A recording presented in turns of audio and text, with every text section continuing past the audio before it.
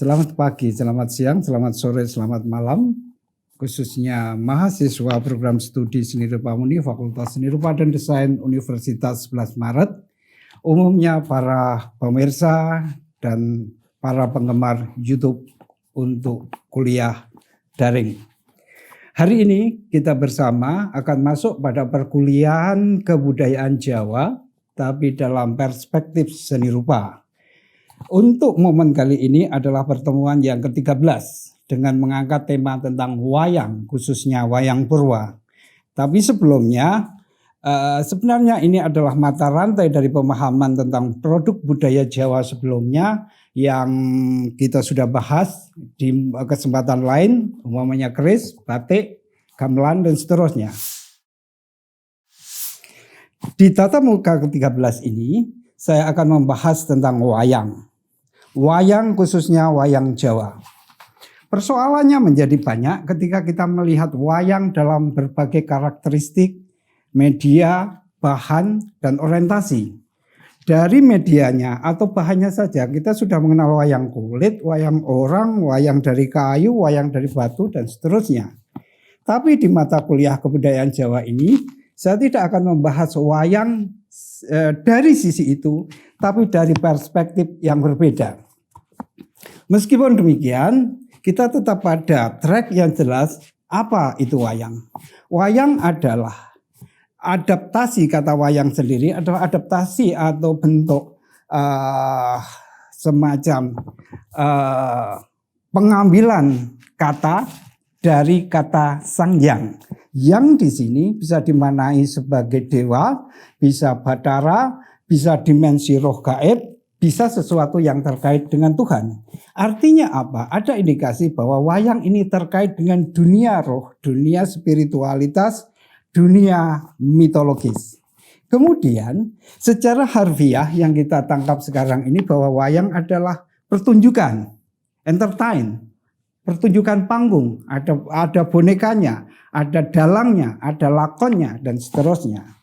Secara eksplisit, wayang adalah sebuah seni tradisi Jawa yang menampilkan boneka di atas panggung yang melakonkan kisah-kisah tertentu.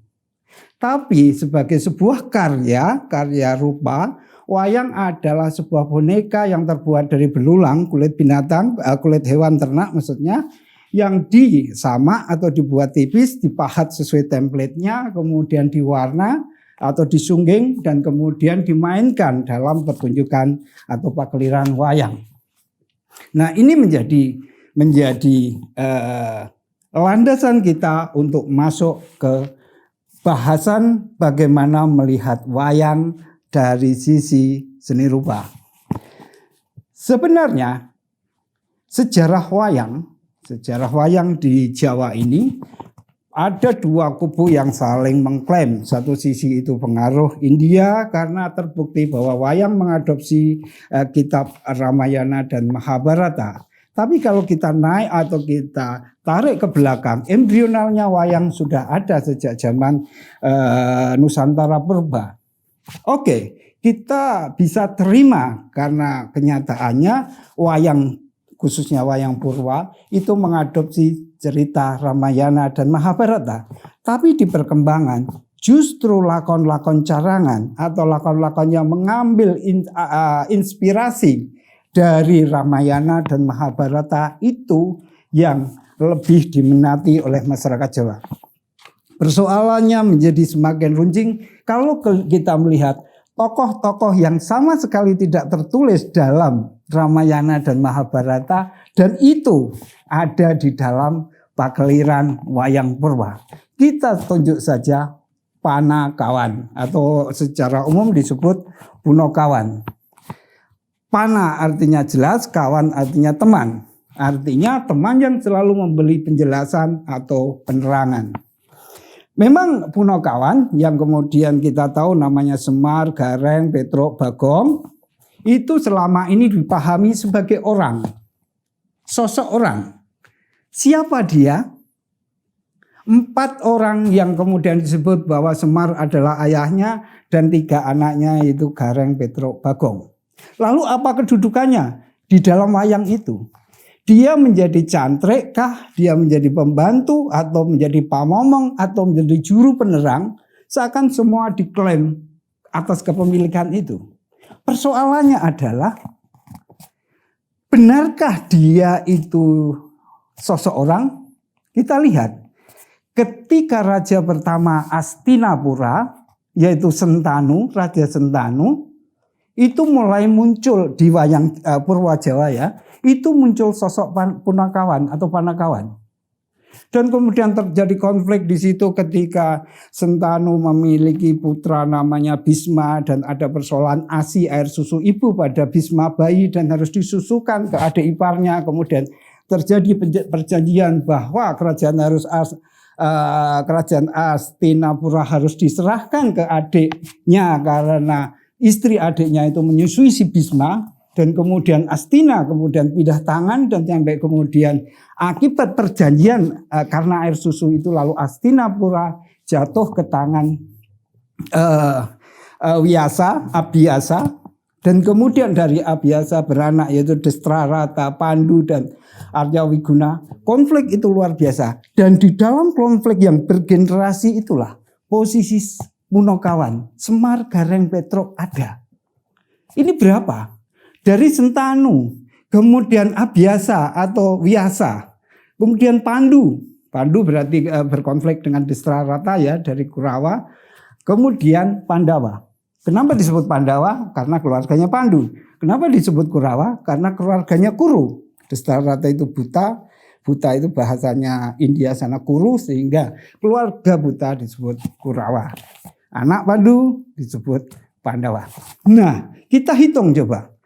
Dari Sentanu, Abhyasa, Pandu, nyampe Pandawa. Bahkan ada satu cerita lagi tambahan, nyampe ke Parikesit dan Abimanyu. Abimanyu anaknya Janaka, Parikesit cucunya Janaka, itu pun dikawal oleh Punakawan, Semar, Gareng, Petruk, Bagong. Ini sesuatu yang aneh. Kalau kita pakai logika sekarang orang modern, artinya Panakawan itu usianya berapa ratus tahun. Kalau itu sosok orang. Oke, kita simpan dulu usia Punakawan itu berapa. Intinya ada ancang-ancang itu 4 generasi gitulah. Kita teliti satu persatu. Dan dalam meneliti produk Jawa ini, produk budaya Jawa, tidak bisa. Saya pesan kepada seluruh mahasiswa, jangan coba-coba mengkaji produk budaya Jawa hanya dari satu perspektif. Nggak akan mampu. Saya cobakan ini mengkajinya, artefak visual ini, dengan 3 level kajian. Pertama, semiotika untuk melihat artefaknya. Kemudian ikonologi untuk melihat akses sosiologisnya. Dan kemudian hermeneutika untuk menangkap esensinya. 3 pendekatan ini, semiotik, ikonografi, dan hermeneutik, saya elaborasi menjadi satu kajian hanya untuk melihat Punakawan. Oke, kita ambil satu contoh, Semar. Siapa Semar? Sebenarnya Semar adalah Sang Hyang, dia levelnya adalah dewa. Salah satu dari anak Bathara Guru, anaknya Sang Hyang Tunggal. Sang Hyang Tunggal di legendanya itu pencitraannya bukan kemudian beranak gitu, mengadakan sebuah mungkin loncatan energi atau pencitraan energi gitu, akhirnya kemudian ada telur dan telur itu terdiri dari 3 lapis, kuning telur, putih telur, dan cangkang telur. Si kuning telur menjadi Manik Moyo atau Bathara Guru, si putih telur menjadi Ismoyo yaitu Semar, dan yang cangkang terakhir yaitu Tejo Moyo itu menjadi Togok. Nah, kemudian yang barep sebenarnya kalau telur itu kan cangkangnya. Dan inilah si Togok ini selalu cari gara-gara untuk mengadu kesaktian dengan Semar. Pada sebuah pertarungan di Kayangan sana, mereka berdua saling mengadu kesaktian dan di ending pertempuran itu saling menantang siapa yang bisa menelan gunung di Kayangan tentunya ya. Dicobalah oleh Togok atau Tejo Moyo tadi menelan gunung dan tidak bisa masuk, nyampe kemudian mulutnya sobek. Kemudian gantian Semar, Ismoyo yang menelan gunung itu bisa ditelan masuk dalam tubuhnya tapi tidak bisa dikeluarkan. Indikasi satu bahwa di dalam tubuh Semar ada gunung. Akibat perang itu, Tokod pun secara sosok dewa itu rusak, Semar pun secara sosok dewa rusak, akhirnya harus terlempar ke sebuah wilayah yang fana, yaitu bumi. Nah, dari sini kita mulai menabung satu pemahaman bahwa di dalam tubuh Semar itu ada gunung. Kemudian, mengapa dia turun ke bumi? Karena badannya rusak tadi.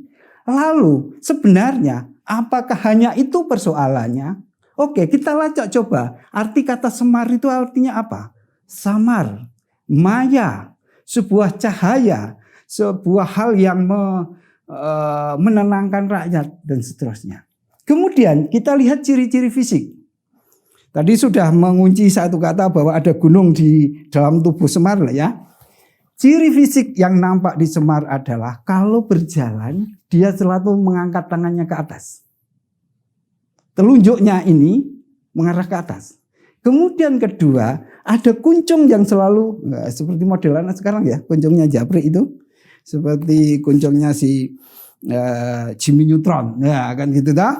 Nah, itu lambang kecerdasan ya, Jimmy Neutron. Kemudian dia memiliki payudara yang runcing. Artinya apa? Selain tanda-tanda bahwa badannya seperti kerucut piramidal tadi, ada titik-titik tertentu yang mengarah ke atas. Vertikalitasnya muncul. Kemudian ada yang perlu saudara pahami. Banyak yang menyebut bahwa Semar itu dudu lanang, dudu wadon.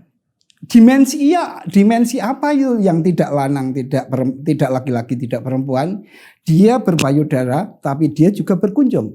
Ada indikasi laki-laki, ada indikasi perempuan juga. Itu catatan yang kedua. Nah, dari kesemuanya itu ternyata kalau kita lihat secara ikonografi, Semar adalah representasi atau semacam kalau bahasanya Jawa itu sasmito atau pralambang bahwa ada dimensi spiritual dalam eksistensi Semar. Selalu menunjuk ke atas, dia berkaitan dengan dunia kayangan, kemudian dia badannya ada gunung di dalam badannya, artinya bagi penganut masyarakat purba animistik dinamistik itu kan gunung itu identik dengan tempat roh leluhur, suci, berdaya magis dan seterusnya. Kunci yang berikutnya adalah Semar adalah lambang spiritualitas. Oke, yang kedua, Gareng. Nah, ini agak unik. Selama ini dipahami Gareng itu anak Semar. Anak dari mana? Semar itu tidak lanang, tidak wadon. Sebenarnya Gareng adalah anak dari seorang resi namanya Resi Sukskati. Dia bernama Bambang Sukskati. Ini di legendanya bahwa karena si Gareng ini Sukskati ini sudah kenyang pengalaman, kenyang ilmu kesaktian, lalu mencari musuh, mengembara kan gitu kan. Kemudian di satu tempat ketemulah Petro atau pecuk-pecukilan itu. Yang ini dari atas gunung si Petro, yang Semar ini dari daerah pantai. Yang Gareng dari daerah pantai. Mereka ketemu dan berantem. Berhari-hari, berminggu-minggu di mereka berdua antara ini calon Semar dan calon Petro ini, nyampe kemudian datanglah si Ismoyo tadi, si Semar tadi. Coba dilerai, tapi malah mereka balik menyerang Semar. Kemudian Semar mengutuk, jadilah begitu. Gareng yang menjadi rusak dan Petro yang menjadi sangat kontroversial, badannya molor, tangannya molor, hidungnya molor dan semacamnya. Nah, dari sini kita catat ada sesuatu yang khusus di Gareng yaitu kerusakan fisikal. Dia cacat. Dia matanya juling, tangannya ceko atau melengkung gitu, kakinya pincang dan ini bentuknya diagonal gitulah. Termasuk dia semakin komplit catatannya karena Gareng sendiri itu artinya adalah garing atau kering. Dari situ kemudian muncul sebuah catatan. Lalu Gareng itu lambang apa? Gareng adalah lambang ketidaksempurnaan. Oke, setelah Gareng masuk ke Petruk. Petruk siapa dia?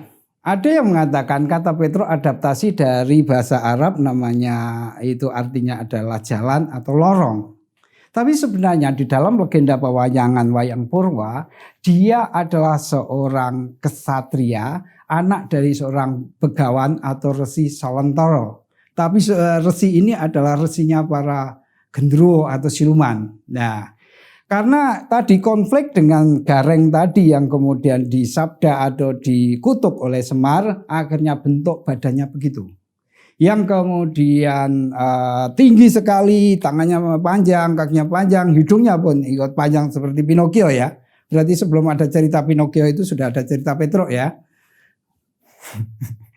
Nah, kemudian lebih komplit lagi ketika di dalam cerita Wayang Purwa itu nama Petruk punya alias banyak. Umpamanya kantong bolong yang berarti dia itu sakunya bolong. Artinya dia mudah menyebar berdharma kepada siapapun. Dawolo artinya itu jalan yang panjang. Dia berpikiran ke depan. Kemudian Dublojoyo dalam perjalanan dia menyebar kebaikan atau memberi kejayaan. Ada lagi sebenarnya adalah Pinanggul Godo. Artinya dia yang membawa tongkat estafet. Nah, dari nama-nama, dari bentuk tubuh, dari gerakan, itulah yang kemudian terakumulasi secara ikonografi. Ini semacam sasmito, ini bukan orang, tapi ini sebuah pralambang bahwa Petruk adalah representasi dari sebuah visi pikiran ke depan. Terakhir, Bagong. Bagong dalam bentuk rupanya, visualisasinya itu identik semuanya bulat. Wajahnya bulat, matanya belok-belok bulat, badannya bulat, bahkan nyampe kunjungnya pun bulat. Hal menarik dari Bagong sebenarnya dialah anak pertama dari Semar. Kenapa saya menyebut gitu? Banyak lakon yang menyebutkan Bagong adalah bentuk pencitraan atau refleksi atau perwujudan dari bayangan Semar. Ketika Semar jatuh ke Arjapada, ke bumi, kemudian disitulah mulai dia berefek pada bayangan, karena di kayangan nggak ada bayangan mungkin ya. Efek bayangannya Semar ini kemudian menjelma jadi Bagong. Tapi karena bentuk kearifan dari Semar, yang paling rusaklah Gareng diposisikan sebagai anak tertua supaya adik-adiknya bisa menghargai. Nah, di sisi lain itu bahwa apa yang tervisual pada Bagong sebenarnya bernuansa lingkaran. Bagong sendiri berarti bergerak melingkar ya. Indikasinya adalah sebuah pralambang bahwa Bagong itu sebuah kesadaran untuk bersama-sama saling merangkul. Nah, kemudian kalau keempatnya sudah ketemu, Semar lambang spiritualitas, Gareng lambang kecacatan atau ketidaksempurnaan, Petruk lambang futuristik, berpikir ke depan, kemudian si Bagong lambang yang holistik. Lalu kalau itu keempatnya menjadi punakawannya Arjuna, apa maknanya? Arjuna sosok kesatria ideal yang dikagumi masyarakat Jawa, penuh dengan kesaktian, istrinya banyak mulai dari anak raja nyampe bidadari kayangan. Kenapa harus dikawal Semar, Gareng, Petruk, Bagong? Ingat tadi, mulai ada indikasi Semar, Gareng, Petruk, Bagong bukan manusia. Dia adalah sasmito, dia adalah lambang. Artinya apa simpulannya? Janoko atau Permati atau Arjuna yang itu identik kesatria ideal Jawa sebenarnya harus bersyarat bahwa seorang kesatria, seorang pemimpin, seorang leadership, seorang yang ditokohkan harus memiliki 4 sifat. Pertama, dia harus memiliki kemampuan spiritualitas. Kedua, dia harus merasa bahwa dia bukan sempurna tapi penuh kekurangan. Ketiga, dia harus selalu berpikir futuristis ke depan. Dan keempat, dia memiliki daya untuk merangkul masyarakat semuanya. Semar, Gareng, Petro, Bagong tidak usah ditanya usianya berapa. Karena itu sebagai perlambangan konsep sebuah kepemimpinan Jawa bahwa seorang kesatria harus memiliki 4 sifat itu. Terima kasih, sampai jumpa pada YouTube yang lain.